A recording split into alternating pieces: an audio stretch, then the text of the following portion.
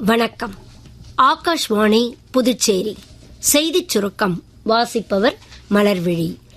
பழங்குடி பகுதிகளில் தரமான கல்வி, திறன் மேம்பாடு, தொலைத்தொடர்பு உள்ளிட்ட கட்டமைப்பு வசதிகளை மேம்படுத்த அரசு எல்லா நடவடிக்கைகளையும் எடுத்து வருவதால் பழங்குடியின மக்கள் இதை நன்கு பயன்படுத்திக் கொண்டு சுயசார்பை எட்ட வேண்டும் என குடியரசுத் தலைவர் திருமதி திரௌபதி முர்மு கூறியுள்ளார்.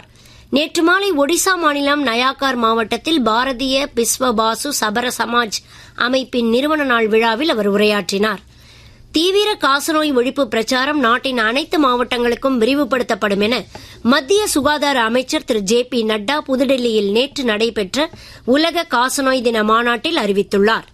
மேக் இன் இந்தியா தொடங்கப்பட்டதிலிருந்து 2023-24 ஆண்டில் உள்நாட்டு பாதுகாப்பு உற்பத்தியில் இந்தியா முன்னெப்போதும் இல்லாத வகையில் மிக உயர்ந்த வளர்ச்சியை அடைந்து சாதனை படைத்திருப்பதாக பாதுகாப்பு அமைச்சகம் தெரிவித்துள்ளது. பாதுகாப்புத்துறையின் தளவாட உற்பத்தி 1,27,000 கோடி ரூபாய் அளவிற்கு உயர்ந்துள்ளதாகவும் பாதுகாப்பு அமைச்சகம் தெரிவித்துள்ளது. பொருளாதாரத்தில் பின்தங்கிய மக்களின் இடஒதுக்கீடு குறித்து மத்திய அரசை கேட்டு முடிவெடுக்கப்படும் என்று முதலமைச்சர் திரு ரங்கசாமி கூறினார். புதுச்சேரி சட்டப்பேரவையில் கேள்வி ஒன்றுக்கு பதிலளிக்கையில் அவர் இவ்வாறு தெரிவித்தார். மீனவ சமுதாய மக்கள் மீது அரசுக்கு அக்கறை உள்ளதாகவும் அவர்களுக்கு கிடைக்க வேண்டிய இடஒதுக்கீடு கண்டிப்பாக பெற்றுக் கொடுக்கப்படும் என்றும் அவர் கூறினார். புதுச்சேரியில் தாழ்த்தப்பட்ட மற்றும் பழங்குடியின மக்கள் பேட்கோ மூலம் பெற்ற கல்விக் கடனை தள்ளுபடி செய்ய நடவடிக்கை எடுக்கப்படும் என்று முதலமைச்சர் திரு ரங்கசாமி கூறினார்.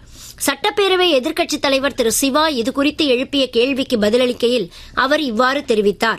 இத்துடன் இந்த செய்திச் சுருக்கம் நிறைவு பெறுகிறது.